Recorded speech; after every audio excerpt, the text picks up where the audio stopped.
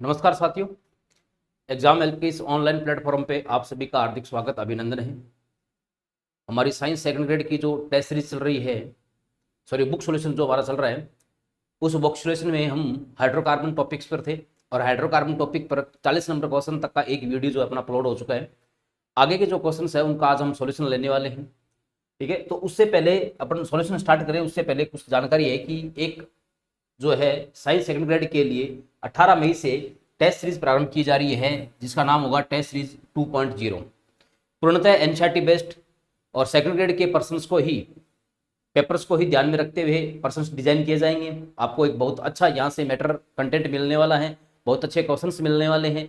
वो क्वेश्चंस जो आपके सेकंड ग्रेड के लेवल के ही हैं, न तो उस लेवल से आपको ऊपर के मिलने वाले, न उस लेवल से नीचे के मिलने वाले हैं।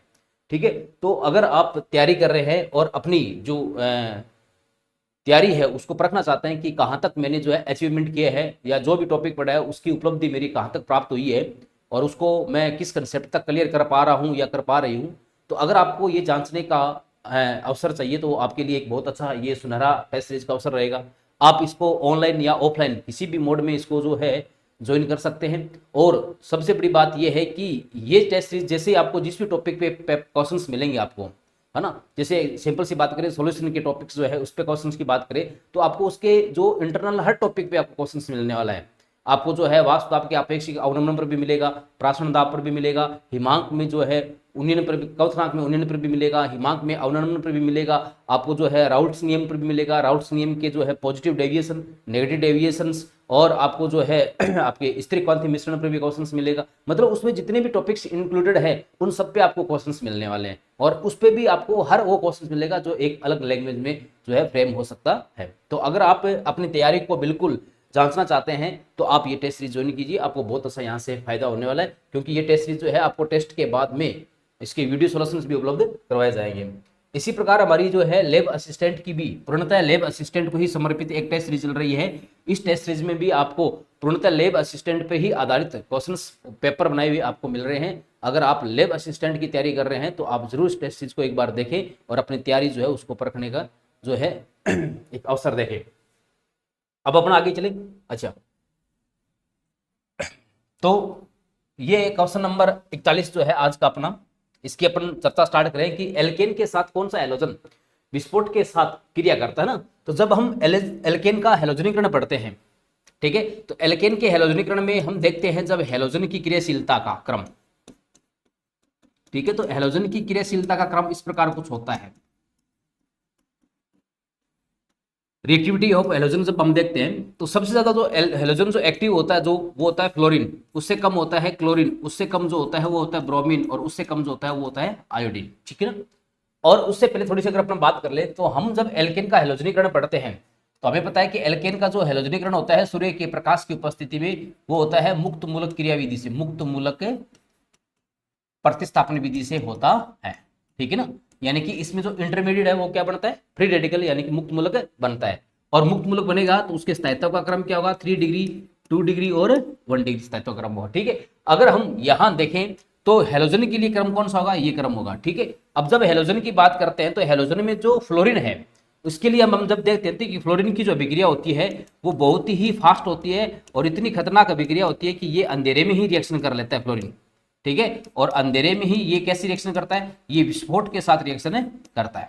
ठीक है ना, यानी कि इसकी रिएक्शन हाईली एक्सोथर्मिक होती है। ठीक है, तो इसके विस्फोट को रोकने के लिए क्या करते हैं, विस्फोट को रोकने के लिए हम जो है इसमें नाइट्रोजन गैस मिलाते हैं जो किस प्रवृत्ति की होती है, अक्रिय गैस प्रवृत्ति की, सॉरी अक्रिय प्रवृत्ति की होती है। और अक्रिय प्रवृत्ति की होती है इसलिए नाइट्रोजन मिला करके उसकी अभिक्रिया जो है एल्केन के साथ करवाई जाती है। तो आपसे अगर एग्जाम में पूछ ले कि हेलोजन की अभिक्रिया में फ्लोरीन की जो अभिक्रिया एल्केन के साथ है वो विस्फोटक होती है, तो उसके विस्फोटक प्रभाव से, दुष्प्रभाव से बचने के लिए उसमें किस प्रकार की गैस का उपयोग करेंगे, तो आप कौन सी गैस का यूज करेंगे, नाइट्रोजन का यूज करेंगे, क्योंकि एक अक्रिय प्रकृति रखने वाली गैस है, ये एनसीईआरटी में लिखा हुआ है। ठीक है, दूसरी बात करें आयोडीन के लिए, तो आयोडीन के लिए जो ये मुक्त मूलक बनते हैं ना, ये मुक्त मूलक क्या करते हैं, ये वापस आपस में ही जुड़ करके वापस आयोडीन का ही निर्माण कर लेते हैं। यानी कि आयोडीन का जो आयोडीनीकरण होता है ये आपका होता है उत्क्रमणीय प्रकृति का, रिवर्सिबल प्रकृति का होता है। ठीक है। तो ये उत्क्रमणीय प्रकृति का होता है। तो इस उत्क्रमणीय प्रवृत्ति को रोकने के लिए इसमें हम क्या क्या ऐड करते हैं, इसमें या तो हम HiO3 ऐड करते हैं, या फिर HNO3 जिसको नाइट्रिक अम्ल कहते हैं वो ऐड करते हैं, या फिर मर्क्यूरिक ऑक्साइड जो है ऐड करते हैं। ये इसकी जो वापस है उत्क्रमणीयता से आयोडीन निर्माण की प्रक्रिया को रोक देते हैं। ये सारी बातें एनसीईआरटी में लिखी हुई है। ठीक है, तो इसके अनुसार हमारा जो आंसर है वो कौन सा हो गया, 3 नंबर आंसर हो गया। ठीक है, तो ये पूरी एल्केन की जो है हेलोजनीकरण में पूरी बातें यहां पे कंप्लीट होती है। नेक्स्ट क्वेश्चन बात करिए अपन। ठीक है, नेक्स्ट क्वेश्चन ये है कि इनमें से एक कंपाउंड है कोई ए, उसके 4 मॉलिक्यूल आपस में रिएक्शन करते हैं निकल साइनाइड की उपस्थिति में 25-65 डिग्री सेंटीग्रेड टेम्परेचर और 200 एटीएम प्रेशर पर, तो आगे साइक्लो ऑक्टाटेट्राइन बनती है। साइक्लो ऑक्टाटेट्राइन, ऑक्टा मतलब जिसमें कितने कार्बन हो, 8, ठीक है ना, और साइक्लो मतलब बंद रिंग के फॉर्म में। तो 8 कार्बन की बंद रिंग कैसे बनेगी, इस टाइप से बनेगी।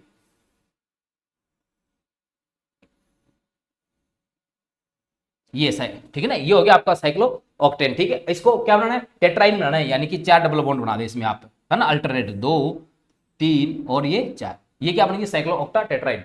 तो ये कह रहा है कि ये साइक्लो ऑक्टा टेट्राइन बनानी है तो मुझे यहाँ पे कौन सा कंपाउंड लेना चाहिए, क्या एथेन लेना चाहिए क्या, तो एथेन से तो नहीं बनेगी, क्योंकि एथेन अगर आप लेते हो 4 मॉलिक्यूल, तो एथेन से अगर आपको साइक्लो ऑक्टाटेट्राइन बनानी है तो यहाँ पे आपको हाइड्रोजन हटाना पड़ेगा, वी हाइड्रोजनीकरण कराना पड़ेगा, है ना। तो एथेन से तब बनेगी जब आप क्या कराएंगे, वी हाइड्रोजनीकरण कराएंगे। और ये जो कंपाउंड है ये हमें पता है कि ये डीहाइड्रोजनेशन कराने वाला कंपाउंड नहीं है। ठीक है, ब्यूटाडाइन। ठीक है, तो ब्यूटाडाइन का मतलब क्या होता है, ब्यूटाडाइन ये होता है ब्यूटाडाइन, ये पूरा नाम सही नहीं लिखा, ब्यूटाडाइन लिखना चाहिए, ब्यूटाडाइन, ठीक है ना, डाइन। सॉरी 4 कार्बन और डाई 2, इसमें ट्रिपल बॉन्ड है। तो अगर ब्यूटाडाइन देखें तो इस टाइप से होगी, ये ब्यूटाडाइन, ठीक है ना, ये आपसे। तो अगर ब्यूटाडाइन का यूज करें, है ना, तो फिर इसके 2 ही मॉलिक्यूल चाहिए, क्योंकि यहां पर कार्बन कितने हैं, 2 और 2 4 है, तो 2 से ही काम चल जाएगा। ठीक है, अगर आपसे पूछे एसिटिलीन, तो एसिटिलीन क्या होती है, एसिटिलीन ये होती है ना। तो एसिटिलीन के अगर अपन 4 मॉलिक्यूल लें, ठीक है, तो ये 4 मॉलिक्यूल जब आपस में जुड़ेंगे, ठीक है, तो ये क्या करेंगे, आपको साइक्लो ऑक्टाटेट्राइन दे सकते हैं। तो आंसर नंबर कितना हो जाएगा, ये 3 नंबर आंसर हो जाएगा। और ब्यूटाइन, है ना, तो ब्यूटाइन की बात करें, ब्यूटाइन, ब्यूट प्लस आइन, यानी कि एक ही ये ब्यूटाइन, इसके भी फिर अपने कितने चाहिए, 2 चाहिए। और दूसरी बात जो है यहां से जो है इसका बनाना भी क्या हो जाता है, मुश्किल हो जाता है। तो यहाँ पे हमारा आंसर क्या होगा, एसिटिलीन होगा। आंसर नंबर कितना हो जाएगा, ये 3 हो जाएगा। ठीक है, ये प्रश्न जो है ये आपके आया हुआ है एसीएफ 2011 में, ये प्रश्न आपके आया हुआ है। तो इस प्रकार के क्वेश्चंस हमारे एग्जाम में जो है बार बार घूम फिर के आ रहे हैं, तो हमें इनकी अच्छी तरह क्या रखनी है, तैयारी रखनी है। फिर नेक्स्ट क्वेश्चन पे चले अपन। ये मतलब एसिटिलीन से साइक्लो ऑक्टाटेट्राइन बनाने की विधि है, ध्यान रखना, ठीक है ना, यानी ये जो है एल्काइन की रासायनिक प्रॉपर्टी में ये रिएक्शन आ जाती है। नेक्स्ट क्वेश्चन पे चले। क्लोरोफॉर्म की रिएक्शन हो रही है HNO3 के साथ में, तो ये कह रहा है कि यहां उत्पाद ए क्या बनने वाला है। तो क्लोरोफॉर्म की जब एसिटिक अम्ल के साथ अभिक्रिया होगी तो यहां पर जो उत्पाद बनेगा वो बनेगा आपका नाइट्रोक्लोरोफॉर्म। किस टाइप से, देखो ये क्लोरोफॉर्म है, इसकी रिएक्शन किससे कराएं अपन, HNO3 नाइट्रिक एसिड से कराएं। ठीक है, तो इसका ये जो हाइड्रोजन है ये प्रतिस्थापित हो जाएगा यहां से CCl3, ठीक है, फिर ये जो है इसके साथ अटैच हो जाएगा, सॉरी एक, हाँ एक कार्बन है NO2, यानी कि ये जो हाइड्रोजन है ये इसके द्वारा प्रतिस्थापित हो जाएगी, और Cl3, इसको हम बोलते हैं क्लोरो नाइट्रोक्लोरोफॉर्म, या जिसको क्लोरोपिक्रीन भी बोलते हैं हम, या टीयर गैस भी बोलते हैं। ये क्या चीज है, ये है नाइट्रोक्लोरोफॉर्म, ठीक है, जिसको हम क्या कहते हैं, जिसको हम कहते हैं पिक्रीन। और वैसे इसका नाम क्या है, इसका नाम है आंसू गैस, यानी कि टीयर गैस है। ठीक है, तो इसका आंसर क्या हो जाएगा, हमारा आंसर हो जाएगा क्लोरोपिक्रीन, आंसर नंबर 4 हो जाएगा। ठीक है, तो ये मतलब ये क्वेश्चन वैसे क्लोरोफॉर्म वगैरह इनकी रिएक्शन हमारे सिलेबस में नहीं है, बस मैंने तो ये रिएक्शन आपको इसलिए बताइए कि आपको पता हो कि टीयर गैस का फॉर्मूला क्या होता है, बस ये ध्यान रखना आपको, ठीक है ना। नेक्स्ट क्वेश्चन पे चलें, क्वेश्चन नंबर 44। यदि एन ब्यूटेन को ठीक है एल्यूमिनियम ट्राइब्रोमाइड और HBr के साथ गर्म करें तो यहां पर उत्पाद क्या होगा। ठीक है। एन ब्यूटेन मतलब नॉर्मल ब्यूटेन, तो नॉर्मल ब्यूटेन कौन सी होती है, ये होती है। तो नॉर्मल ब्यूटेन को अगर अपन ट्रीट करें किसके साथ में, एल्यूमिनियम ट्राइब्रोमाइड के साथ में, और उसके साथ में क्या होना चाहिए, HBr। आप इसकी जगह ये भी ले सकते हो, एल्यूमिनियम ट्राइक्लोराइड या एल्यूमिनियम क्लोराइड जिसको अपन बोलते हैं, और साथ में क्या ले, HCl, ठीक है ना। तो ये क्या करता है, ये जो एक असाकित जो हाइड्रोकार्बन है ना, अनब्रांच जो हाइड्रोकार्बन है, ठीक है, ये जो सीधा हाइड्रोकार्बन है इसको ये साकित हाइड्रोकार्बन में कन्वर्ट कर देगा, और साकित हाइड्रोकार्बन में कन्वर्ट करेगा तो ये चीज बनेगी इसमें CH3 ये क्या बन गया आपका, ये बन गया आपका आइसोब्यूटेन, आइसोब्यूटेन बन गया, ठीक है ना। अब देखो ये आइसोब्यूटेन बन गया तो मतलब ये अनब्रांच्ड हाइड्रोकार्बन से ब्रांच्ड हाइड्रोकार्बन बनाने की विधि है, और ये एनसीईआरटी में दे रखी है। इसको जो है अपन क्या कहते हैं, इसको अपन कहते हैं हाइड्रोकार्बन का आइसोमेराइजेशन या समावयवीकरण इसको कहते हैं। तो आंसर कौन सा हो जाएगा इसका, 4 नंबर आंसर हो जाएगा, ठीक है। तो ये हाइड्रोकार्बन का क्या है, ये समावीकरण है जिसमें असाकित एल्केन से साकित एल्केन बनाई जाती है। अब आपसे ये भी पूछ सकता है कि अगर इसको इसके साथ रेट करेंगे तो बताओ इसके क्वथनांक इसका बढ़ेगा कि घटेगा, है ना। तो हम ये पढ़ते हैं एल्केन में पढ़ते हैं कि एल्केन का जो क्वथनांक होता है, ठीक है ना। देखो यहाँ एक अच्छा सा कंसेप्ट है, अगर आपसे बाई चांस कोई पूछ ही ले, ठीक है, एल्केन का जो बॉइलिंग पॉइंट होता है ना, एल्केन पूछ ले आपसे, एल्कीन पूछ ले, एल्काइन पूछ ले, कोई भी हाइड्रोकार्बन पूछ ले, तो इनका बॉइलिंग पॉइंट जो है वो प्रोपोर्शनल होता है मोलिकुलर वेट के, और प्रोपोर्शनल इनवर्सली प्रोपोर्शनल होता है ये आपके किसके, ब्रांचिंग के। अगर ब्रांचिंग ज्यादा है तो वो बॉइलिंग पॉइंट क्या होगा, कम होगा शाखन के, ठीक है ना। तो देखो यहाँ ये नॉर्मल ब्यूटेन है, यहाँ आइसोब्यूटेन है, दोनों का अणुभार सेम है, लेकिन ये जो है एक लंबी श्रृंखला के रूप में और ये जो है ब्रांच के रूप में, तो यहाँ ब्रांचिंग बढ़ रही है तो इसका बॉइलिंग पॉइंट क्या हो रहा है, घट रहा है। तो आपसे ये भी पूछ सकता है कि इसमें अगर एन ब्यूटेन को एल्यूमिनियम ट्राइब्रोमाइड या HBr के साथ ट्रीट किया जाए तो बनने वाला जो उत्पाद होगा उसका क्वथनांक ज्यादा होगा या कम होगा, तो इसके आधार पर ये आपको पूछ सकता है। तो अच्छा क्वेश्चन है, ध्यान रखना। ये एल्केन का क्या है, ये है एल्केन का समावयवीकरण, आइसोमेराइजेशन, ठीक है ना, आइसोमेराइजेशन है ये, ठीक है, आइसोमेराइजेशन ऑफ एल्केन। ये आपका एनसीईआरटी का क्वेश्चन है, डायरेक्ट वहां से आया हुआ है, ठीक है ना। और ये आपके कौन से एग्जाम में आया हुआ है, ये आया हुआ है ACF 2011 में। नेक्स्ट क्वेश्चन पे चले। ये एक रिएक्शन दे रखी है, फिनोल की रिएक्शन हो रही है कार्बन टेट्राक्लोराइड के और पोटेशियम हाइड्रोक्साइड के साथ में, तो उत्पाद A प्राप्त हो रहा है, साथ में पोटेशियम क्लोराइड और साथ में मिल रहा है आपके कौन सा, जल मिल रहा है। तो आपसे ये पूछ रहा है कि यहाँ पे उत्पाद A क्या होगा, ठीक है। तो देखो अगर ये वैसे फिनोल हमारे सिलेबस में नहीं है, लेकिन बेंजीन के पर्पज में अगर हमारे से ये रिएक्शन पूछे तो हमें थोड़ा सा इसका नॉलेज होना चाहिए।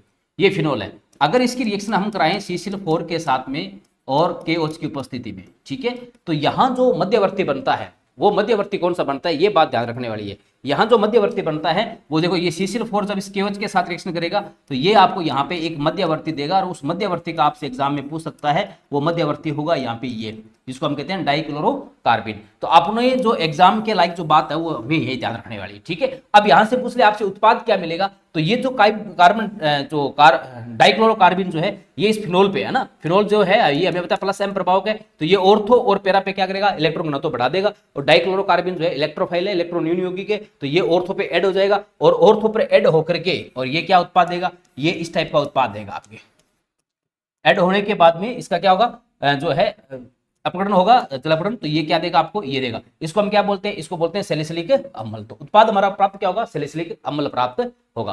अब आपसे एग्जाम में क्या पूछ सकता है, आपसे ये पूछ सकता है कि इस अभिक्रिया में मध्यवर्ती कौन सा बन सकता है। तो मध्यवर्ती हम बता सकते हैं कि यहाँ पे मध्यवर्ती कौन बनेगा, डाइक्लोरोकार्बिन बनेगा। ये हमें कहां से पता चला, ये यहां से पता चलता है, ठीक है। और इस अभिक्रिया का नाम क्या है, इस अभिक्रिया को कहते हैं राइमर टिमान अभिक्रिया।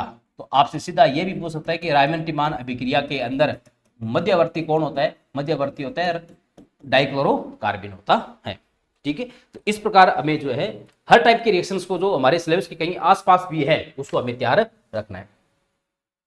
नेक्स्ट क्वेश्चन जो है, ये एक जो है एल्कीन दे रखी है आपको, एल्कीन की रिएक्शन हो रही है B2H6 यानी कि डाइबोरेन के साथ में, फिर उसका जो है क्षारीय ऑक्सीकरण हो रहा है ना, NaOH है ना, बेसिक ऑक्सीडेशन हो रहा है, ठीक है। तो उत्पाद क्या है, B है। तो आपसे क्या पूछा है, यहां से आपसे पूछा है कि उत्पाद B यहां पर क्या होगा, ठीक है। तो उत्पाद B यहां पर क्या होगा, देखो ये देखो पहले यहां पर जो है इसका पहले हो रहा है, देखो बात अपने फर्स्ट स्टेप में बात करें, फर्स्ट स्टेप में अगर बात करें तो यहाँ पे डाइबोरेन की रिएक्शन हो रही है, और डाइबोरेन की रिएक्शन हो रही है तो यहाँ पर जो है पहले सबसे पहले क्या बनेगा, सबसे पहले यहाँ पर जो है ये हाइड्रोबोरोनीकरण होगा इसका, ये एल्कीन है, ये B2H6, ठीक है। ये जो प्रोसेस है यहां से लेके यहां तक जो उत्पाद बनेगा उस प्रोसेस को बोलते हैं हाइड्रोबोरेनेशन, हाइड्रोबोरोनेशन या हाइड्रोबोरोनीकरण बोलते हैं इसको, ठीक है। यहां जो है उत्पाद प्राप्त होगा वो होगा try alkyl boron, try alkyl boron उत्पाद प्राप्त होगा, ठीक है। सॉरी 3 कार्बन के 4 से पड़ती है उसमें, ट्राई एल्किल बोरोन उत्पाद प्राप्त होगा, ठीक है। ये ए मिल गया हमें। अब इसका हम क्या करेंगे, हम इसका जो है इसका करेंगे क्षारीय जल अपघटन, क्षारीय सॉरी ऑक्सीकरण करेंगे, है ना, बेसिक कंडीशन में। तो अगर जब इसका H2O2 तो ऑक्सीडेशन होगा सीधी सी बात है, और इसका ऑक्सीडेशन होगा तो यहां पर क्या मिलेगा आपको, यहां आपको मिलेगा अल्कोहल, क्या मिलेगा, अल्कोहल मिलेगा, ठीक है। तो उसका उत्पाद तो क्या हो गया, बी उत्पाद, सीधी सी बात है क्या हो गया इसका, अल्कोहल हो गया, ठीक है ना। तो इसको ये जो पूरा प्रोसेस ना इसको बोलते हैं हाइड्रोबोरोनेशन ऑक्सीडेशन, हाइड्रोबोरोनीकरण ऑक्सीकरण, इसको पूरे प्रोसेस को बोला जाता है। और ये जो पूरी अभिक्रिया है, ठीक है ना, ये पूरी अभिक्रिया इसमें देखो, है ना, यहाँ पे जो है ये डाइबोरोन अमिता इलेक्ट्रॉन यौगिक होता है, तो ये पूरी पूरी जो अभिक्रिया है ये होती है इलेक्ट्रॉन स्नेही योगात्मक अभिक्रिया का उदाहरण है। कौन सा है ये इलेक्ट्रॉन फिलिक एडिशन रिएक्शन का ये एग्जाम्पल है, ठीक है। दूसरी बात आपसे ये पूछ ले कि यहां जो है ये जो अल्कोहल बन रहा है, ठीक है ना, यहाँ कौन सा एडिशन हो रहा है, ये एंटी मार्कोनिकॉफ रूल से हो रहा है यहाँ पर, ठीक है ना। यहाँ पे जो योग हो रहा है वो कौन से नियम से हो रहा है, इसका एंटी मार्कोनिकॉफ नियम से हो रहा है। बाकी बस आप लोग इतना ध्यान रखना है कि ये कौन से प्रकार की अभिक्रिया इलेक्ट्रोफिलिक एडिशन रिएक्शन का एग्जाम्पल है। ये रिएक्शन आपकी आई हुई है ACF 2011 में आई हुई है, ठीक है ना। तो ये हाइड्रोबोरोन है, ठीक है, हाइड्रोबोरोन ऑक्सीकरण है, ये किसका, एल्कीन का। तो इसका उत्पाद क्या होता है, अल्कोहल इसका उत्पाद होता है, ये बात अपने को ध्यान में रखनी है, ठीक है। नेक्स्ट क्वेश्चन, ये कंपाउंड कोई ए है, उसका हाइड्रोजनेशन करवाया जा रहा है जिंक अमलगम और HCl की उपस्थिति में, तो आपको आगे जो है एक एल्केन प्राप्त हो रही है और साथ में जल मिल रहा है। तो यहां पर ए क्या है, ए यहां पर अम्ल है या प्राथमिक एल्कोहल है, या फिर यहां पर जो ए है वो आपका एल्डिहाइड है, या फिर ए जो यहां पर आपका क्या है, कीटोन है, ठीक है। तो यहां अगर अकॉर्डिंग टू प्रोडक्ट अपना देखें, ठीक है, तो यहां पे क्या होगा, आंसर होगा हमारा कीटोन, ठीक है ना। क्योंकि कीटोन अगर देखें तो कीटोन कुछ इस प्रकार से होता है, ठीक है। जब इसको जिंक अमलगम और HCl की प्रेजेंस में ट्रीट करेंगे तो ये जो कार्बोनिल ग्रुप है ये इसका क्या कर देगा, रिडक्शन कर देगा, और रिडक्शन करके और साथ में क्या बना लेगा, साथ में बना लेगा ये जल। तो इसका हाइड्रोजनेशन तो हो रहा है, हाइड्रोजनीकरण तो हो रहा है क्योंकि साथ में एच दे रखे। तो ये जो प्रोसेस होता है ना, इस प्रोसेस को हम क्या कहते हैं, इस प्रोसेस को कहते हैं हम क्लीमेंसन अपचयन। क्या कहते हैं इसको, क्लीमेंसन अपचयन कहते हैं, ठीक है। तो क्लीमेंसन अपचयन से आप क्या करते हैं, एल्केन बनाते हैं, और किससे बनाते हैं आप, कीटोन से बनाते हैं, ठीक है। तो आंसर कौन सा हो जाएगा, 4 नंबर हो जाएगा। नेक्स्ट क्वेश्चन नंबर 48, नाइट्रोबेंजीन के अपचयन से एजोबेंजीन बनाते समय जो माध्यम उपस्थित होता है वह कैसा होता है। अगर आपको नाइट्रोबेंजीन के अपचयन से एजोबेंजीन बनाना है तो आपको कैसा माध्यम होना चाहिए, ठीक है ना।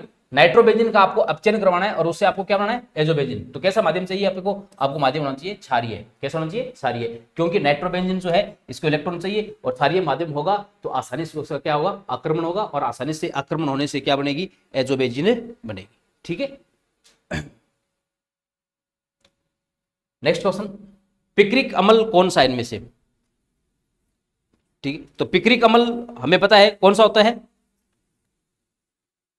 पिक्रिक अम्ल होता है ट्राइनाइट्रोफिनोल। आंसर नंबर कितना हो जाएगा इसका, 4 नंबर इसका आंसर, ठीक है ना। ये सिंपल क्वेश्चन है जो सीधे पूछे जाते हैं।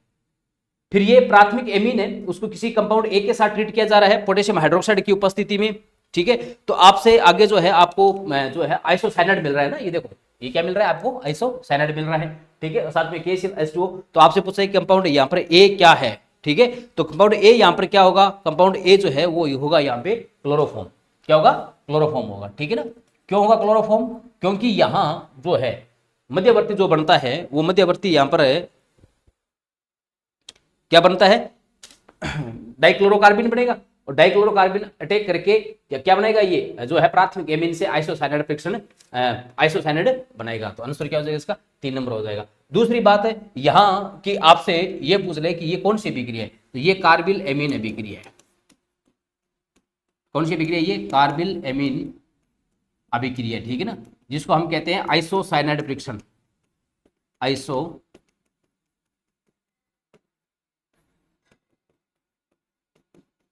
साइनाइड फ्रिक्शन इसको कहा जाता है।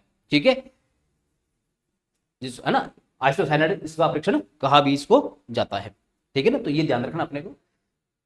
यहां पे क्लोरोफॉर्म लेंगे अपन। फिर ये डाइएजोनियम क्लोराइड है।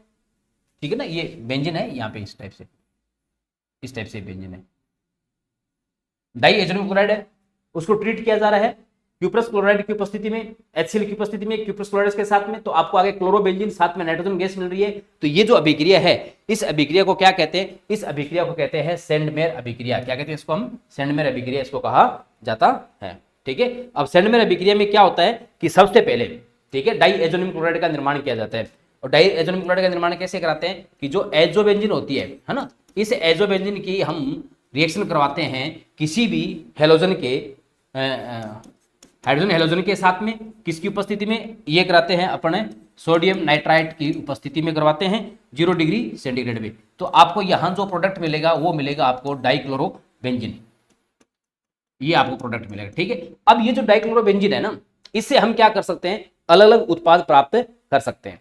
ठीक है ना, अगर इसकी रिएक्शन मैं करवाऊं कॉपर के किसी हैलाइड के साथ में, तो ये मुझे क्या देगा? ये मुझे देगा उसी टाइप का हेलोजन देगा ना, चाहे वो क्लोरोबेंजीन होगा, चाहे वो आपका ठीक है ब्रोमोबेंजीन होगा, चाहे आयोडोबेंजीन होगा। अगर इसकी रिएक्शन करवाएं, ये रिएक्शन कितनी डिग्री पे करानी है? ये 100 डिग्री सेंटीग्रेड पे है। ठीक है, अगर इसकी रिएक्शन करवाई जाए पोटेशियम आयोडाइड के साथ में, ठीक है, तो ये क्या बनाएगा? ये बेंजीन आयोडाइड बनाएगा। ठीक है, क्या बनेगा यहाँ पे? बेंजीन क्लोराइड की जगह क्या बनेगा? बेंजीन आयोडाइड बनेगा। अगर इसी की रिएक्शन कराएं अपन कॉपर के साइनाइड के साथ में, तो ये क्या बनाएगा आपका? ये आपका बनाएगा बेंजीन पे, यहाँ पे क्या जुड़ जाएगा? साइनाइड, जिसको क्या बोलते हैं? बेंजोनाइट्राइल बोलते हैं। ये क्या बन जाएगा? ये बन जाएगा बेंजोनाइट्राइल, बेंजोनाइट्राइल बन जाएगा। ठीक है, तो ये जो है सेंडमेयर अभिक्रिया ही की अलग अलग क्या है? कुछ एग्जांपल्स है। ठीक है, और अगर इसी डाइएजोनियम क्लोराइड की रिएक्शन करवाई अपने किसके साथ में? इसकी रिएक्शन करवाई एक्वास H2SO4 के साथ में, तो ये क्या देगा? ये जो है ये हमें देगा फिनॉल।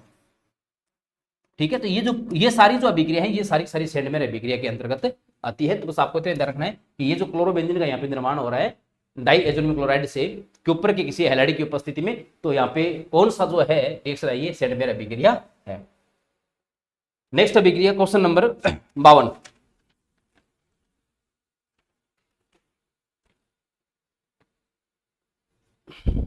क्वेश्चन नंबर 52 अगर अपन देखें तो वो दे रहा है कि जो टोलुइन है उसका ऑक्सीडेशन करवाया जा रहा है।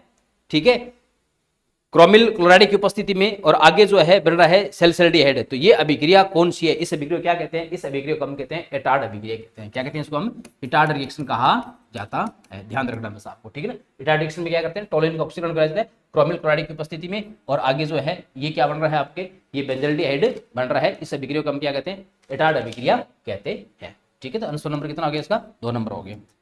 नेक्स्ट क्वेश्चन, नाइट्रोबेंजीन का जो है टिन क्लोराइड और HCl की उपस्थिति में आगे उत्पाद क्या बनेगा? तो नाइट्रोबेंजीन का जब टिन क्लोराइड और HCl की उपस्थिति में अपचयन करवाया जाता है, तो हमें पता है कि नाइट्रोबेंजीन के अपचयन से, है ना, ये नाइट्रोबेंजीन होते हैं। ठीक है, और इसका जो है टिन क्लोराइड और HCl की प्रेजेंस में रिडक्शन करवाया जाए, तो यहां पर उत्पाद क्या प्राप्त होगा? उत्पाद प्राप्त होगा हमें एनिलीन। आंसर नंबर कितना हो जाएगा? 3 नंबर आंसर हो जाएगा। ये भी रिएक्शन जो है आपकी आई हुई है सेट 2012 में आई हुई है। नेक्स्ट क्वेश्चन, क्यूनोलिन का नाइट्रीकरण क्या देगा आपको?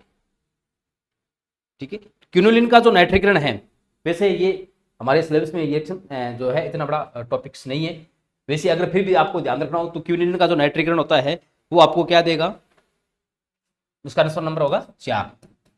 ठीक है, वैसे इसको अपने को क्वेश्चन को करने की जरूरत नहीं है।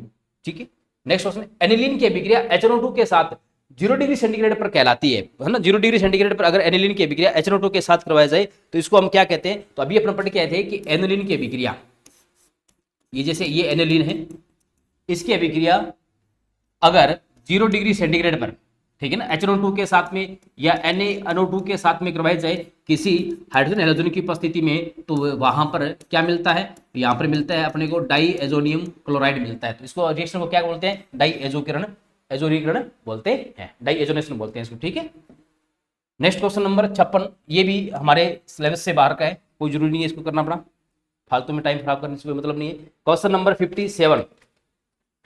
57 नंबर क्वेश्चन क्या है कि तर्तिक एलाइड के वी हाइड्रो हेलोजनीकरण से ज्यादा प्रतिस्थापी एल्कीन बनती है ना। तर्तिक एलाइड के वी हाइड्रो हेलोजनीकरण से, है ना, वी हाइड्रो हेलोजनीकरण किससे कराते हैं, एल्कोहलिक केवच से करवाते हैं, ठीक है ना। तो यहां पर जो है ज्यादा प्रतिस्थापी एल्कीन बनती है, तो ये कौन सा नियम कहलाता है, ये कहलाता है सेज़ेफ नियम। और जो हाफमैन नियम होता है वो कौन सा है, उसमें कम प्रतिस्थापी एल्कीन बनती है। तो कम प्रतिस्थापी जो एल्कीन होती है वो माइनर उत्पाद होती है, ठीक है ना। और माइनर उत्पाद किसके अनुसार होगा, हाफमैन के अनुसार होगा। और मेजर उत्पाद किसके अनुसार होगा, सेज़ेफ के अनुसार, जिसमें क्या कहते हैं, जिसमें जो है अधिक प्रतिस्थापी एल्कीन बनती है, ठीक है।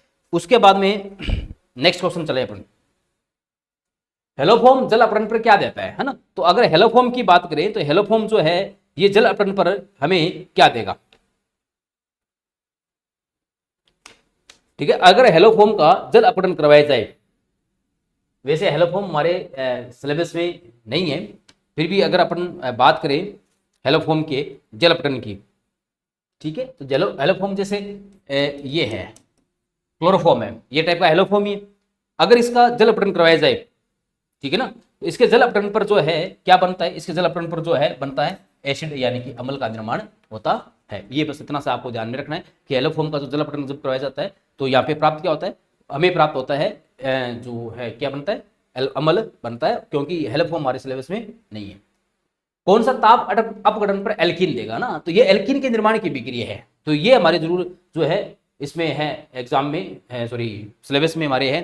तो अगर इसकी अपन बात करें भी कौन सा जो है ताप अपघटन पर हमें एल्कीन देगा, तो इसकी अगर चर्चा करें तो इनमें से, ठीक है, अगर अम्ल की बात करें तो अम्ल ताप अपघटन पर एल्कीन नहीं देगा, एमाइड नहीं देगा, क्योंकि यहां पर तो नाइट्रीन बनेगा, एनहाइड्राइड नहीं देगा, कौन सा देगा, एस्टर देगा, ठीक है। अब एस्टर कैसे देगा उसकी अगर अपन बात करें तो देखो, जैसे मैं एक ये एस्टर लिख रहा हूं, ठीक है, ये डाइकीटो एस्टर है, बीटा कीटो एस्टर है ये आपके, ठीक है, ये बीटा कार्बन है इसमें, ठीक है। अगर इसका ताप अपघटन करवाया जाए कितने पे, 300 डिग्री सेंटीग्रेड पे करवाया जाए, तो इस एस्टर की जो बीटा हाइड्रोजन है वो कीटोन समूह की ऑक्सीजन से आकर्षित होगी, और कीटोन समूह की आकर्षण आकर्षित होगी तो यहां पे उत्पाद आगे क्या बनेगा, एल्कीन बनेगा। और वो कैसे बनेगा, देखो यहां इसके ताप अपघटन पर ये तो बना लेगा आपके कौन सा, एसिड, और जो पीछे जो बचेगा वो क्या बना लेगा आपके,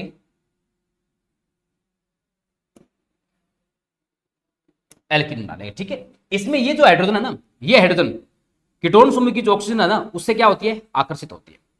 तो ये जो पीछे जो पूरा कंपाउंड बचेगा ये क्या बना लेगा आपका, ये बना लेगा एल्कीन बना लेगा, ठीक है ना। और बाकी जो है ये क्या बना लेगा, ये कार्बोक्सिलिक एसिड बना लेगा, ठीक है। तो ये क्या क्या कहलाता है, ये बीटा हाइड्रोजन जो है कीटोन समूह की वो ऑक्सीजन से आकर्षित होकर के क्या करती है, उत्पाद देती है। तो एस्टर का जब ताप अपघटन किया जाता है तो हमें उत्पाद के रूप में क्या प्राप्त होती है, एल्कीन प्राप्त होती है, ठीक है ना। तो आंसर नंबर कितना हो जाएगा इसका, 3 नंबर आंसर हो जाएगा, ठीक है। अब इसमें जैसे मेरे को यहाँ पे एक हाइड्रोजन और रहनी चाहिए, एक एल्कीन और लेनी चाहिए, ठीक है ना, सॉरी कार्बन मैंने यहाँ पे नहीं लिए क्योंकि वहां जो है ये कार्बन तो ये आ गया, ठीक है, यहाँ 2 कार्बन की जो है ये आगे आ रहे हैं, तो यहाँ एक कार्बन और होना चाहिए, ठीक है। तो ये मतलब समझाने की एक प्रक्रिया है। Next question, question number 60, alkene जिसके ओजोनी अपघटन से एसीटोन प्राप्त होता है, ठीक है, इनमें से कौन सी एल्कीन जो है उसके ओजोनी अपघटन से जो है हमें एसीटोन प्राप्त होता है, ठीक है। तो अगर बात करें 2 ब्यूटीन, तो 2 ब्यूटीन हम कैसे लिखेंगे, 2 नंबर पे ये 2 ब्यूटीन है, सॉरी, ठीक है। अगर 2 ब्यूटीन का हम ओजोनीकरण करवाएंगे, ठीक है, तो हमें पता है सीधी बात है यहां पर जो है हमें 2 अणु प्राप्त होंगे किसके, एसिड एल्डिहाइड के प्राप्त, ठीक है, क्योंकि यहां से जो है ओजोनीकरण होगा तो यहां ओजोनेट आयन बनेगा ना, इस टाइप से हम बनाते हैं, यहां ऐसे ओजोनेट बनेगा, यहां सिंगल हो जाएगा, ठीक है, ये ओजोनेट आयन यहां बनेगा और फिर इसको हम ऐसे काटेंगे तो ये 2 एसिड एल्डिहाइड बनाएगा। 1 ब्यूटीन की बात करें तो 1 ब्यूटीन कैसे होता है, ये 1 ब्यूटीन ये होगा,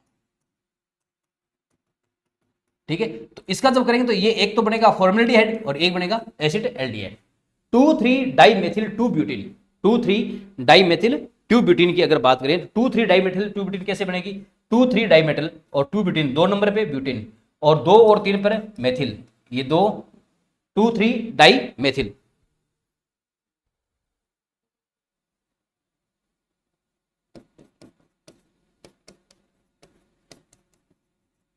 ठीक है, इसका अगर ओजोनीकरण करवाएं अपन, ये 2 3 डाइमेथिल हो गया, ठीक है ना, 1 2 3 4, तो देखो 2 नंबर पे मेथिल और 3 नंबर पे मेथिल, 2 3 डाइमेथिल हो गया। इसका ओजोनी जब ओजोनोलाइसिस करवाएंगे तो ये क्या बनाएगा, ये बनाएगा अपना ओजोनोइड आयन बनाएगा। किस टाइप से बनाएगा, इस टाइप से, ये ओजोनोइड आयन बना लिया। ठीक है, अब इस ओजोनोइड आयन का हम क्या करेंगे, जिंक और H2O की उपस्थिति में अपचयन करवाएंगे। ठीक है, ये यहाँ पे बॉन्ड है तो ये टूटेगा इस टाइप से, और टूटेगा तो ये क्या बनेगा, ये बनाएगा आपके 2 कीटोन के समूह बनाएगा। ठीक है, तो एसीटोन किससे प्राप्त होगा, 2 3 डाइमेथिल ट्यूब्यूटेन से जो है आपका एसीटोन प्राप्त होगा। नेक्स्ट क्वेश्चन पे चले, क्वेश्चन नंबर 61, किस हाइड्रोकार्बन को मर्क्यूरिक सल्फेट तथा तनु H2SO4 के साथ गर्म करने से कार्बोनिल यौगिक बनते हैं। ठीक है, ऐसा कौन सा इनमें से हाइड्रोकार्बन है जिसको अपन जो है मर्क्यूरिक सल्फेट और तनु H2SO4 का ट्रीट करें और हमें क्या प्राप्त हो, जो है कार्बोनिल यौगिक प्राप्त हो। ठीक है, तो यहां कौन सा हाइड्रोकार्बन होता है, देखो जो एल्कीन होती है ना, इस एल्कीन को अगर ट्रीट किया जाए सबसे पहले मर्क्यूरिक एसिड के, है ना, मर्क्यूरिक सल्फेट के साथ में। ठीक है, तो इसके मर्क्यूरिक सल्फेट के साथ में जब आप इसको ट्रीट करोगे, इसका जल अपघटन करोगे, ठीक है, तो ये आपको जो है ये देगा आपको एक जो है जल अपघटित होकर के, ये देखो इस पे क्या है माइनस, इस पे प्लस, तो H2 टूटेगा OH माइनस और प्लस में, तो OH माइनस यहां पे ऐड हो जाएगा। ठीक है, और डबल बॉन्ड ये यहां पे क्या हो जाएगा, CH2 हो जाएगा। ठीक है, अब ये जो हाइड्रोजन है ना, ये हाइड्रोजन, ये जो डबल बॉन्ड है ये इधर प्रतिस्थापित हो जाएगा और ये हाइड्रोजन इधर चली जाएगी। ठीक है, मतलब ये क्या शो करेगा, ये शो करेगा आपके टोटोमेरिज्म यानी कि तलावयवता प्रदर्शित करेगा, और तलावयवता प्रदर्शित करेगा तो यहाँ ये हाइड्रोजन इधर आ गया, डबल बॉन्ड इधर आ गया, ये CH और ये क्या बन गया CH3, तो ये ध्यान से देखो ये क्या बन गया एल्डिहाइड बन गया, है ना। तो कार्बोनिल यौगिक किससे बनता है, एल्काइन से बनता है। ठीक है, यहाँ ये जो बीच में प्रोसेस हो रहा है ये कौन सा है, ये तलावयवता है। ठीक है ना, जिसको टोटोमेरिज्म बोलते हैं। तो ये अपने को बस यहाँ पे ध्यान रखना है। ठीक है ना, तो एल्काइन को जब आप ट्रीट करोगे मर्क्यूरिक सल्फेट के साथ में और तनु H2SO4 के साथ में, तो ये या मर्क्यूरिक एसिड के साथ में, तो यहां जो है, ठीक है, क्या मिलेगा आपको, यहां आपको जो है कार्बोनिल यौगिक प्राप्त होगा। Question number 62 62, 2 bromo 3 methyl butane के जल अपघटन से प्राप्त उत्पाद कौन सा है, इनका जब जल अपघटन करवाया जाए, ठीक है, तो इनसे प्राप्त उत्पाद कौन सा। अच्छा, ये बीच में जो उत्पाद यहाँ पे प्राप्त हो इसको हम क्या बोलते हैं, इसको हम क्या बोलेंगे, है ना, इसको हम बोलेंगे vinyl alcohol, vinyl alcohol, alcohol इसको बोलते हैं। ठीक है, अच्छा अब प्रश्न पे 2 ब्रोमो 3 मेथिल ब्यूटेन, है ना, 2 नंबर पे ब्रोमोन और 3 नंबर पे मेथिल, और ये क्या है ब्यूटेन है ना, तो ब्यूटेन के लिए कितने कार्बन होंगे, 3 कार्बन होंगे, 1 2 3 4, 2 नंबर पे ब्रोमीन है, ठीक है, और 3 नंबर पे क्या है मेथिल है। ठीक है, इसका जब जल अपघटन करवाया जाए तो यहां पर एक हाइड्रोजन आ जाएगी, यहां भी एक हाइड्रोजन आ जाएगी और यहां पे। ठीक है, तो इसका अगर जल अपघटन करवाए आप तो जल अपघटन से यहां पे कौन सा उत्पाद प्राप्त होगा। ठीक है, तो जब इसका जल अपघटन करवाएंगे, ठीक है, H2O की उपस्थिति में, तो H2O की उपस्थिति में जल अपघटन करवाएंगे तो यहां से जो H+ है ये ब्रोमीन को हटाएगा। ठीक है, और ब्रोमीन को हटाएगा तो यहां पर बनेगा कार्बोधनाइन, क्या बनेगा यहां पे कार्बोधनाइन। ठीक है, CH3 CH और मक्खी कहां बैठ रही है इसमें,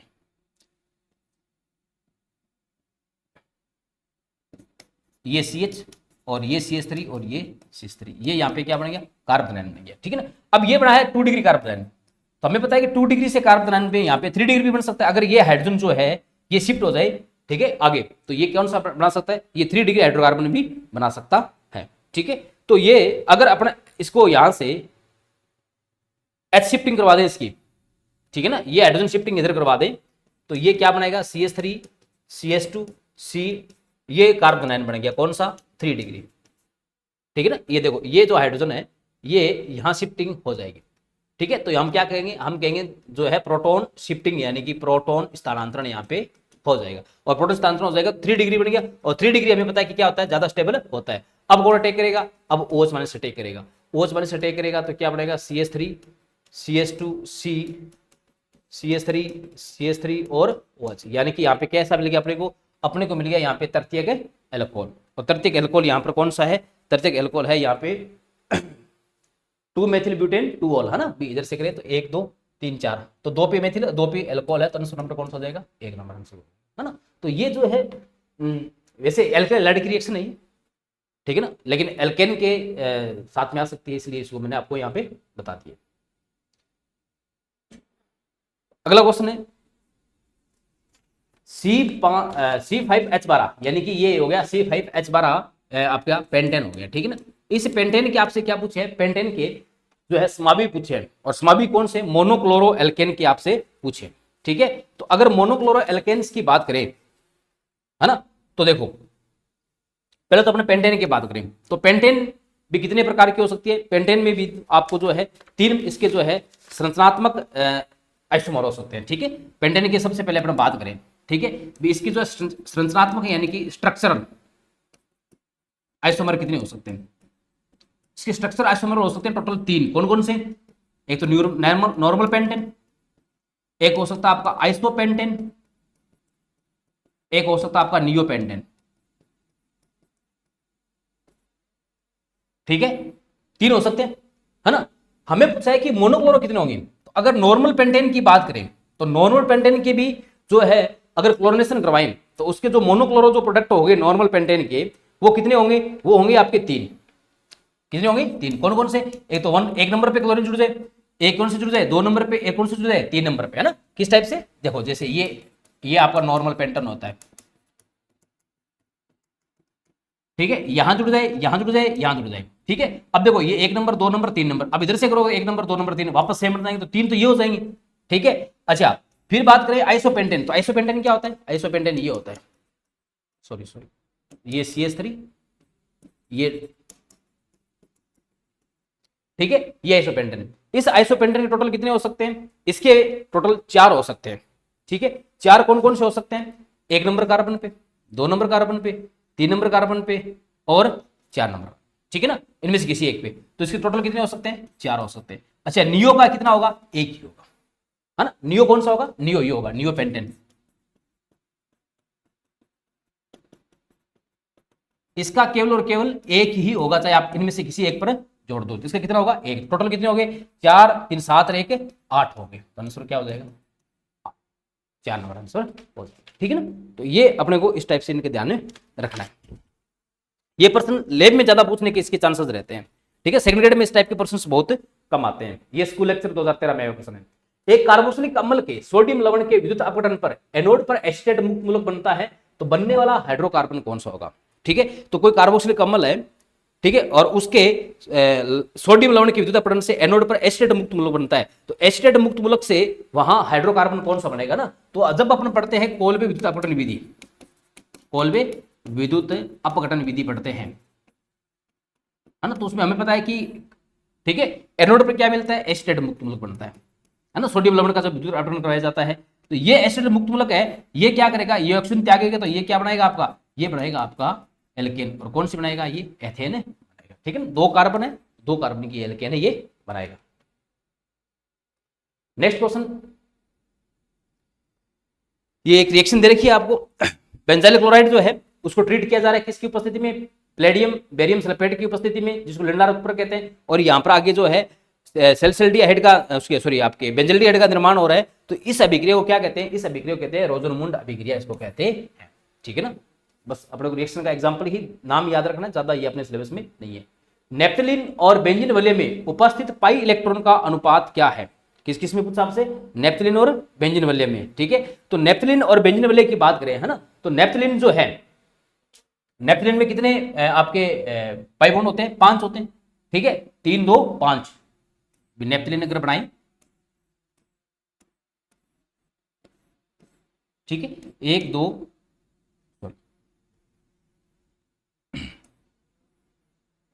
नेप्थलीन ये देखो, क्योंकि ये अपने एनसीईआरटी में दे रखा है, तो 1 2 3 4 और 1 5, तो इसमें कितने इलेक्ट्रॉन हो गए? पाई इलेक्ट्रॉन 10 हो गए, ठीक है।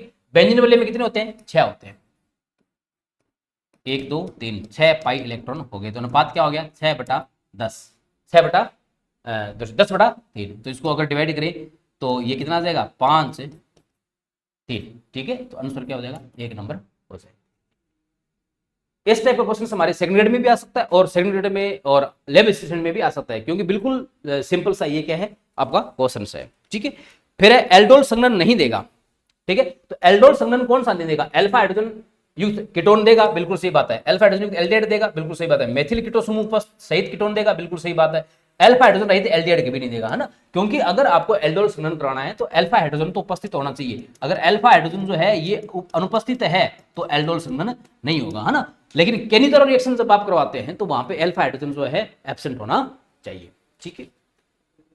नेक्स्ट क्वेश्चन चले, हेलोफॉर्म रिएक्शन नहीं देगा, इनमें से कौन जो है वो हेलोफॉर्म रिएक्शन आपका नहीं देने वाला है?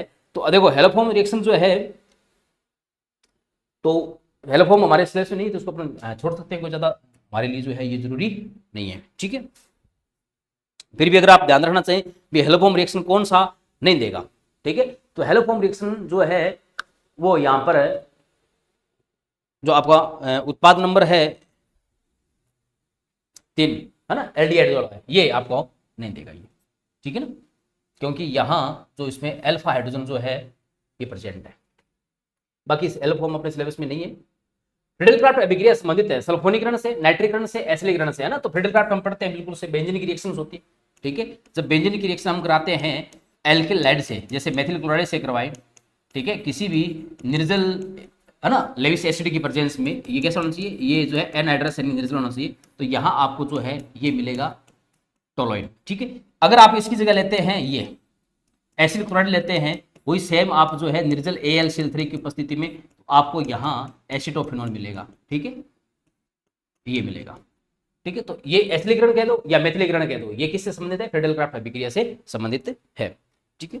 नेक्स्ट क्वेश्चन चले 70, ये बेंजीन है, इसका जो है क्लोरीनीकरण कराया जाए सूर्य के प्रकाश की उपस्थिति में, है ना। तो उत्पाद ए प्राप्त क्या होगा? साइक्लो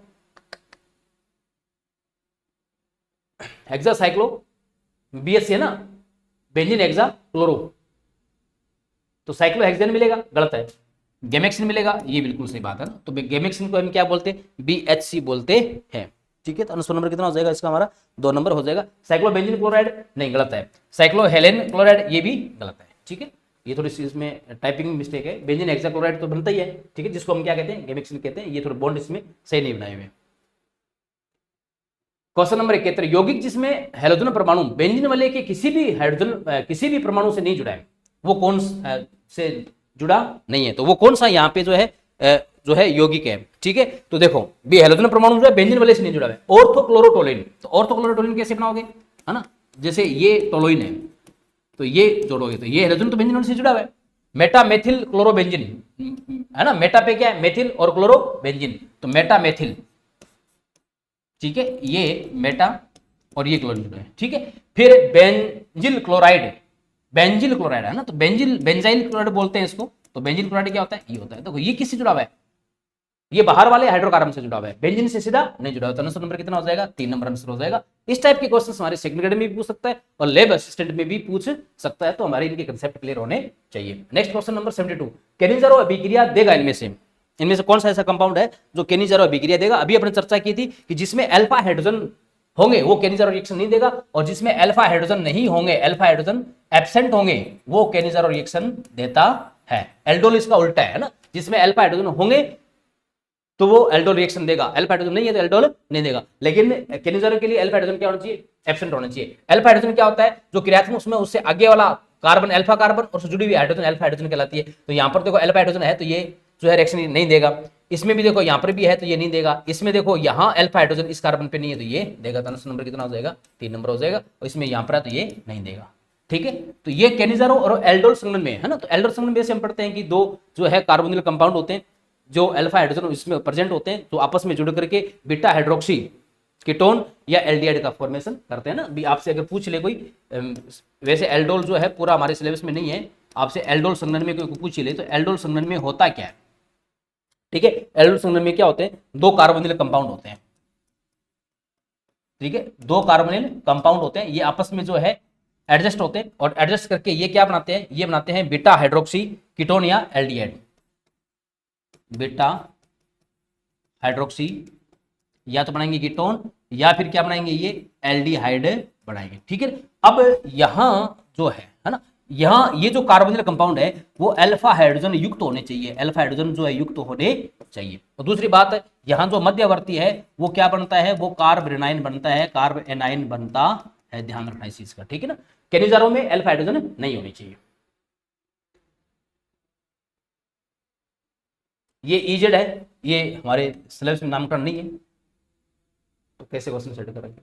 ये नाइट्रोबेंजीन है, उसको जिंक के साथ में एनओएच की उपस्थिति में ट्रीट किया जा रहा है, तो यहां आपको उत्पाद प्राप्त क्या होगा, ठीक है, जिंक और एनओएच की उपस्थिति में, तो यहां हमें जो उत्पाद प्राप्त होगा वो हाइड्रो एजोबेंजीन उत्पाद प्राप्त होगा, hydro azobenzene.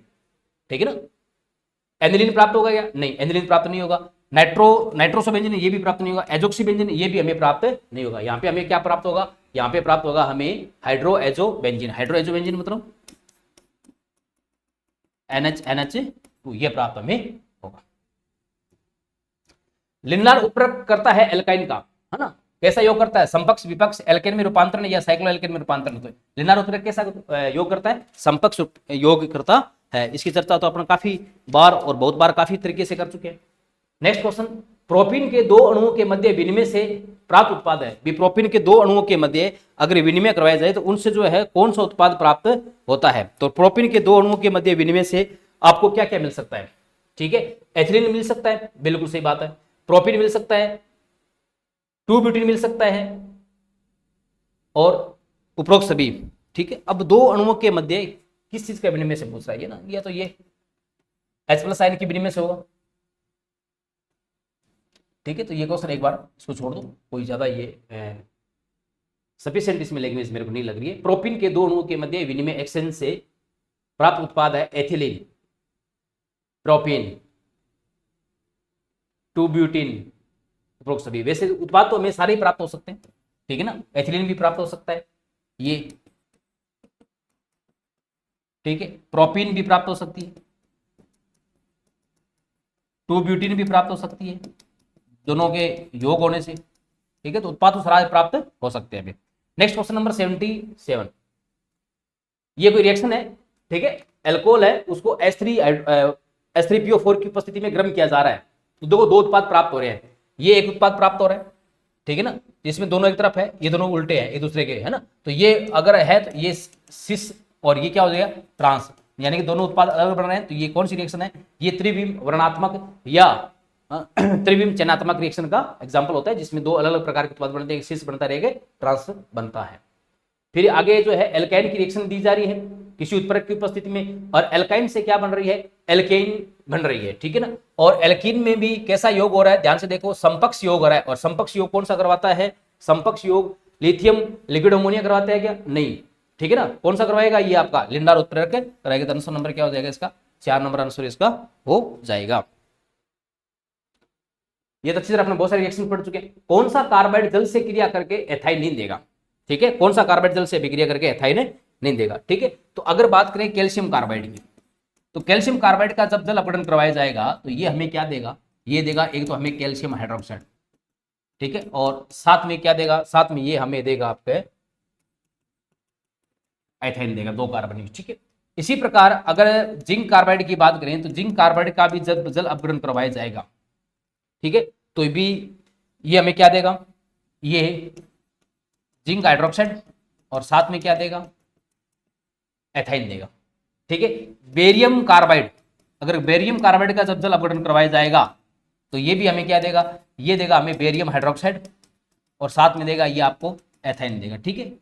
Beryllium carbide Be2C जब इसका जल अपघटन करवाया जाएगा, ठीक है, तो ये आपको क्या देगा, ये आपको देगा 2 अणु तो देगा बेरिलियम हाइड्रोक्साइड के, और साथ में क्या देगा, ये आपको साथ में देगा ये मेथेन, ठीक है।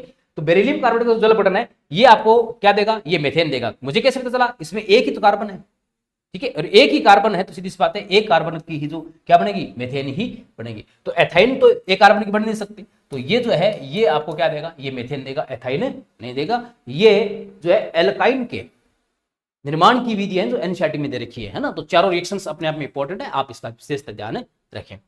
Next question, question number 80, carbon monoxide H2 hydrogen, methane और CO2 का जो मिश्रण होता है इसे हम क्या कहते हैं, इसे हम कहते हैं कोयला गैस। क्या कहते हैं इसको, हम कोयला गैस कहते हैं। अब और भी गैसें आ रही है, जैसे प्राकृतिक गैस है ना, तो मेथेन क्या होती है, उसको प्राकृतिक गैस कहते हैं। ठीक है, कोयला गैस बताई दी आपको। भाप अंगार गैस, ठीक है, भाप अंगार गैस क्या होती है, जिसको संश्लेषित गैस भी कहते हैं। भाप अंगार गैस होती है कार्बन मोनोऑक्साइड और हाइड्रोजन के मिश्रण को हम क्या कहते हैं, भाप अंगार गैस कहते हैं, या सिंथेसिस या संश्लेषित गैस भी इसको कहा जाता है। ठीक है, इसी प्रकार जो आपके वायु अंगार गैस है ना, वायु अंगार गैस कौन सी होती है, carbon monoxide plus hydrogen plus carbon dioxide plus nitrogen, carbon monoxide plus hydrogen plus carbon dioxide plus nitrogen, इसका जो मिश्रण होता है इसको हम क्या कहते हैं, वायु अंगार गैस कहते हैं। और प्राकृतिक गैस क्या होती है, वो मेथेन होती है। ठीक है ना, ये अलग अलग जो है 4 मिक्सर थे जो एक जगह आपके क्लियर हो गए। फिर 2 मेथिल 2 ब्यूटीन हाइड्रोबोरोनीकरण ऑक्सीकरण पर क्या देगा, 2 मेथिल 2 ब्यूटीन का हम क्या करवाएं, हाइड्रोबोरोनीकरण का। अब 2 मेथिल 2 ब्यूटीन अगर हमने बनाए इसकी structure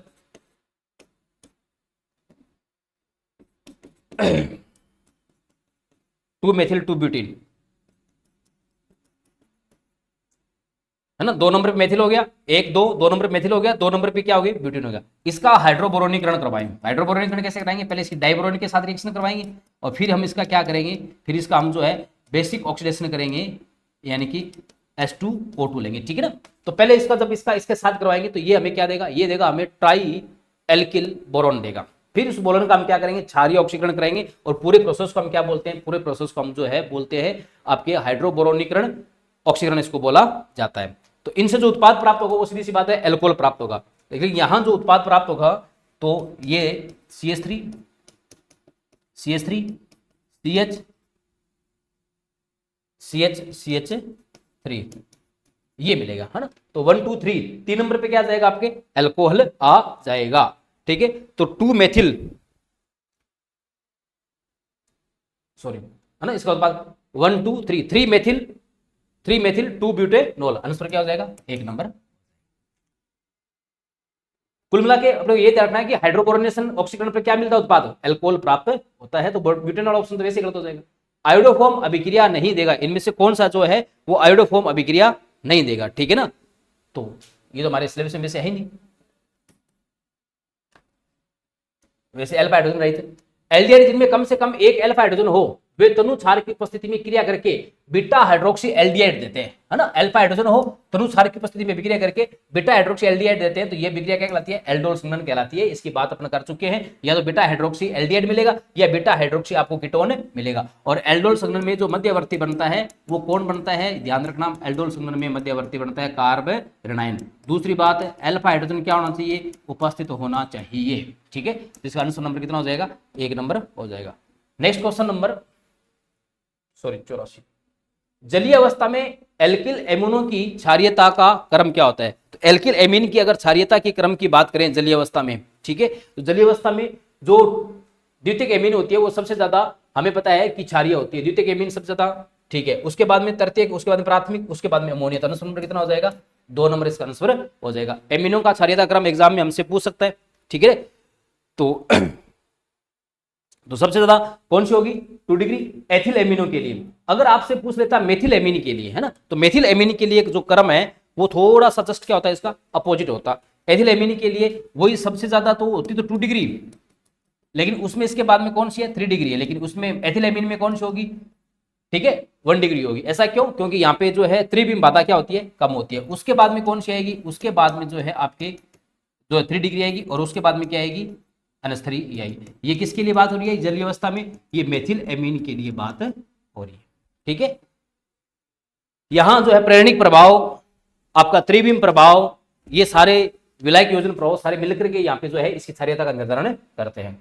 next question, question number 85, ये एक आपको जो है 4 और 2 6 कार्बन का जो एक हाइड्रोकार्बन दे रखा है ना, नॉर्मल हेक्सेन दे रखा है। इसको क्रोमियम ऑक्साइड की उपस्थिति में 773 केल्विन पे गर्म किया जा रहा है।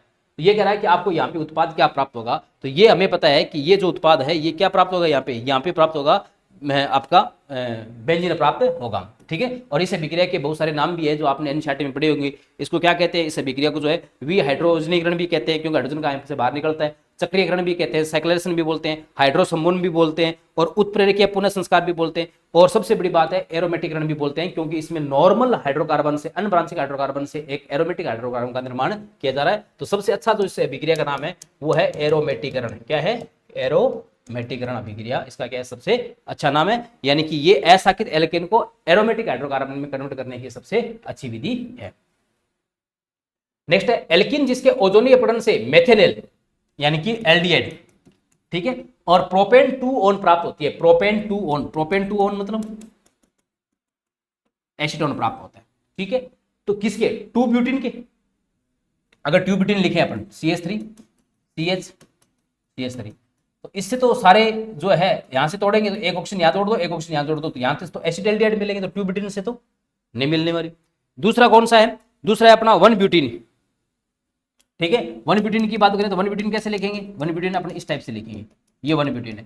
इसको तोड़ेंगे तो ये फॉर्मेल्डिहाइड बन गया, लेकिन मेथेनॉल बन गया, लेकिन ये क्या बन गया? ये आपके जो है प्रोपेनॉल जो है बन गया, तो ये भी नहीं होगा, ठीक है। हमें चाहिए ketone 2 methyl propene, 2 methyl propene, यानी कि 2 नंबर पे मिथाइल और 3 नंबर पे क्या है इसके? प्रोपीन है, ठीक है। तो 2 मिथाइल प्रोपीन की बात करें, ये 2 मिथाइल है ना। अब देखो इसको अगर जब इसका ऑक्सीजन जोड़ेंगे तो यहां ऑक्सीजन जोड़ें और यहां ऑक्सीजन जोड़ें, तो यहां पे इससे तो क्या मिल गया आपको? फॉर्मेल्डिहाइड, और इससे क्या मिल जाएगा आपको? कीटोन मिल जाएगा। आंसर नंबर कितना हो गया इसका? 3 नंबर आंसर हो गया, ठीक है। तो एल्कीन के ओजोनीकरण पे प्रश्न आ सकता है, और इसका आंसर निकालना भी बहुत शॉर्टकट होता है, बड़ा इजीली आंसर निकालना इसका होता है। क्वेश्चन नंबर 987, नाइट्रोबेंजीन को जिंक डस्ट की उपस्थिति में अमोनियम क्लोराइड से ट्रीट किया जा रहा है ना, तो जिंक डस्ट की उपस्थिति में अमोनियम क्लोराइड से जिंक कराएंगे तो ये क्या बनाएगा आपको? ये बनाएगा फिनाइल हाइड्रोक्सी एमीन, ठीक है। क्या बनाएगा? ये फिनाइल हाइड्रोक्सिल एमीन, और फिनाइल हाइड्रोक्सिल एमीन क्या होता है? NaOH, ठीक है। तो आंसर क्या हो जाएगा? फिनाइल हाइड्रोक्सिल एमीन हो जाएगा, ठीक है ना। नाइट्रोबेंजीन वैसे सिलेबस में नहीं है, फिर भी इसके सामान्य उत्पाद हमें याद रहने चाहिए, ठीक है। फिर नेक्स्ट स्लाइड बना के क्वेश्चन नंबर 88, ठीक है। 88 जो है ये डाइनाइट्रोटोलुइन है, इसका 2 उत्पाद प्राप्त हो रहे हैं। एक तरफ तो NH4HS की उपस्थिति में, एक आपको टिन क्लोराइड और HCl की उपस्थिति में।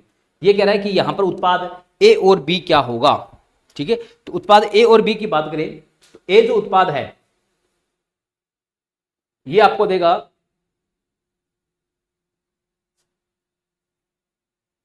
3 नाइट्रो पैराटोलुइन ना, क्योंकि ये जो है दोनों इलेक्ट्रॉन आकृति समूह है, तो अटैक कहां पे होगा? पैरा पे होगा, सीधी सी बात है ना। ये अटैक कहां पे करेगा?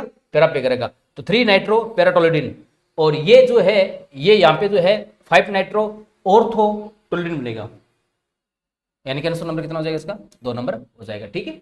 ऑर्थोटोलुइन क्यों? 5 नाइट्रो कौन से ग्रुप पे रहेगा?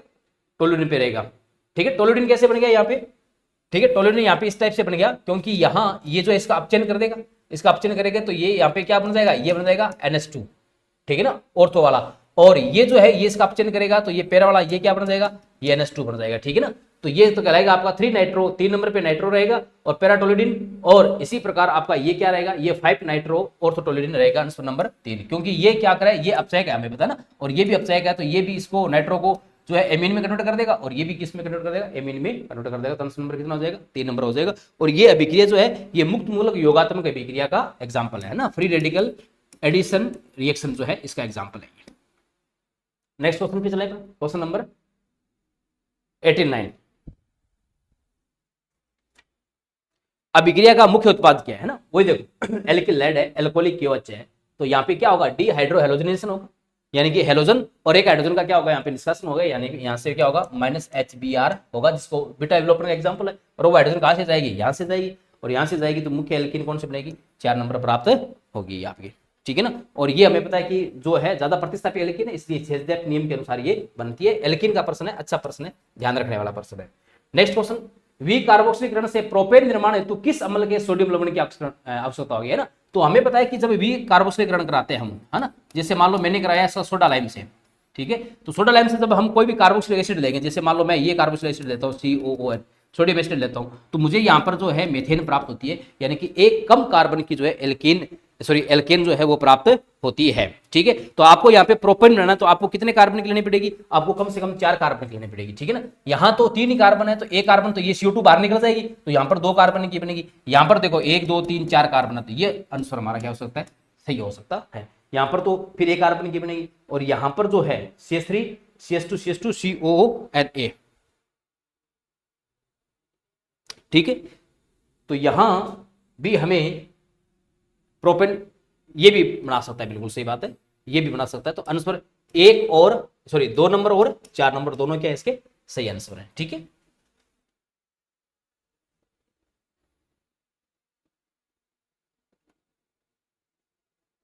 क्वेश्चन नंबर 91, बेंजीन की तुलना में बोरेजिन की क्रियाशीलता ना, तो बोरेजिन जब हम कहां पढ़ते हैं, जब हम डाइबोरेन पढ़ते हैं, तो बोरेजिन की जो रिएक्शन जो क्रियाशीलता होती है वो बेंजीन की तुलना में क्या होती है, ज्यादा होती है, क्योंकि उस पर जो है इलेक्ट्रॉन्स पाए जाते हैं।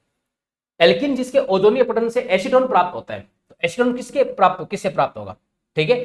तो अभी अपने इसको पढ़ के आए कि अगर अपन जो है ओजोनीकरण करवाते हैं, तो ओजोनीकरण में क्या करते हैं, सीधा ऑक्सीजन जोड़ते हैं। 2 ब्यूटीन है ना, तो 2 ब्यूटीन की अभी अपन बात करें, जैसे ये 2 ब्यूटीन है, तो 2 ब्यूटीन का अगर हम जब इसको तोड़ेंगे तो ये एल्डिहाइड बनाएगा, एसिटिल एल्डिहाइड, मतलब इससे तो मिलेगा नहीं, तो इससे बनेगा 2,3 डाइमेथिल, इससे बन सकता है ना, 2,3 डाइमेथिल 2 ब्यूटीन है ना, 2,3 डाइमेथिल, ये 2,3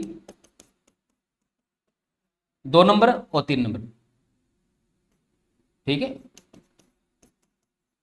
इसको तोड़ेंगे तो ये क्या बनाएगी, आपके एसीटोन बनाएगी। ये फिर जो है वापस वही एल्काइन की अभिक्रिया होगी, जल अपठन हो रहा है एल्काइन का, किसकी उपस्थिति में, वो मर्क्यूरिक आयन की उपस्थिति में 333 केल्विन ताप पर जो है इसका जल अपठन करवाया जा रहा है। तो ये पूछ रहा है कि यहां पर उत्पाद ए क्या होगा, है ना, तो उत्पाद ए यहां पर क्या प्राप्त होगा, तो हमें पढ़ के थे कि जब एल्काइन का मर्क्यूरिक आयन की उपस्थिति में जल अपठन करवाया जाता है अम्लीय माध्यम के अंदर, तो वहां उत्पाद क्या मिलता है, कार्बोनिल यौगिक मिलते हैं। तो नंबर कितना हो जाएगा, 3 नंबर हो जाएगा। और हमने ये भी पढ़ा था कि यहाँ पे जो है चक्रीय, क्या पढ़ा था हमने, कि चक्रीय जो है एक जो है संकुल बनता है।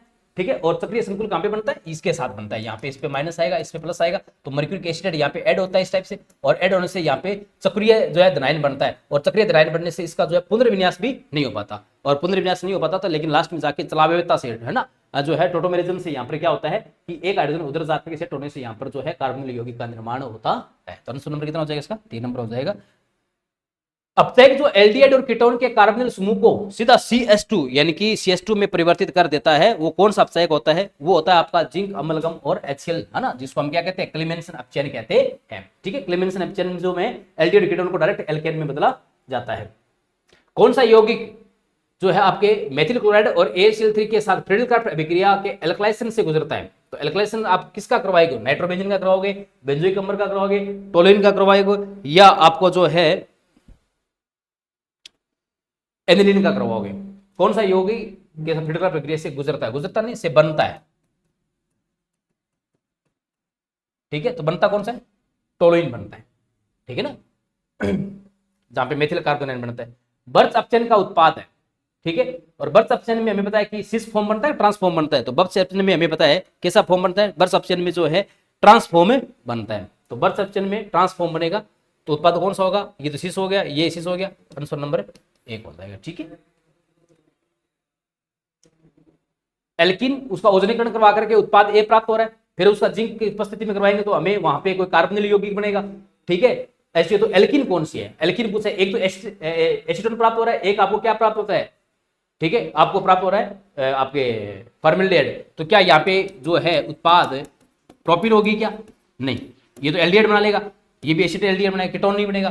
2 ब्यूटीन होगी क्या, 2 ब्यूटीन की बात करें तो यहाँ पर 2 ब्यूटीन तो ये होती है। ठीक है। यहाँ पर दोनों एसिड एल्डिहाइड होंगी, तो ये भी नहीं होगा। 2 मेथिल प्रोपिन या 2 पेंटिन, तो 2 मेथिल प्रोपिन हो सकता है ना, 2 नंबर पे मेथिल, ये हो सकता है, ये फॉर्मेल्डिहाइड बना लेगा और ये क्या बना लेगा, एसीटोन बना लेगा। तो आंसर नंबर कितना हो जाएगा इसका, 3 नंबर आंसर हो जाएगा। नेक्स्ट क्वेश्चन नंबर 98, एथिलीन निम्न से क्रिया करके मस्टर्ड गैस बनाती है, तो एथिलीन किससे अभिक्रिया करती है, मस्टर्ड गैस बनाती है, इससे अभिक्रिया करके एथिलीन जो है मस्टर्ड गैस बनाती है। ये वापस वास्तव में एथिलीन का क्या है, ये आइसोमेराइजेशन यानी कि समावयवीकरण इसका मेथिलीन का ये है। ठीक है। तो मेथिलीन जो है अगर बात करें तो ये मेथिलीन है, ठीक है। जब इसकी रिएक्शन कराते हैं H2Cl2 के साथ में तो ये इस टाइप का एक कंपाउंड बनाती है।